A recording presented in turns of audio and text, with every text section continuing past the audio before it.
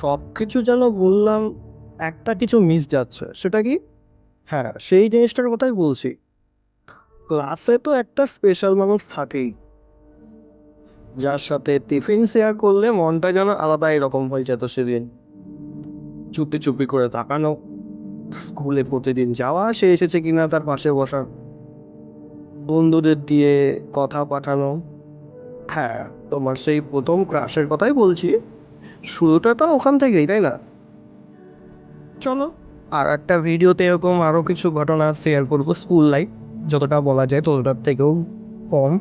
আরও অনেক কিছু ঘটনা ঘটে থাকে, সেগুলো আর একটা কোনো ভিডিওতে বলবো। আমার স্কুল লাইফটা কিন্তু এরকম ছিল না। আমি স্কুলে যেতে একদমই পছন্দ করতাম না। স্কুলে যাওয়ার আগে বাথরুমে গিয়ে বসে থাকতাম যে মা আমি আজকে স্কুল যাবো না, পেট ব্যথা করছে। আমার স্কুলে যাওয়ার অতটা পছন্দ ছিল না। বেশিরভাগ দিনই আমি স্কুলে যাই, এরকমই জিনিস ছিল। না হয় অন্য একদিন আমার কোনো একটা ভিডিওতে আমার স্কুল লাইফের কথা বলবো। তোমার কেমন ছিল স্কুল লাইফটা? তুমি জানাতে পারো কমেন্ট বক্সে, অথবা আমাকে ডিএম করতে পারো তোমার স্কুল লাইফের ঘটনা। সাজিয়ে লিখবে, আমি তোমার ঘটনাটাও শেয়ার করতে পারি। যারা যারা চাও তারা আমাকে ডিএম করবে, আমি তোমাদের স্কুল লাইফের কথাটাও বলব।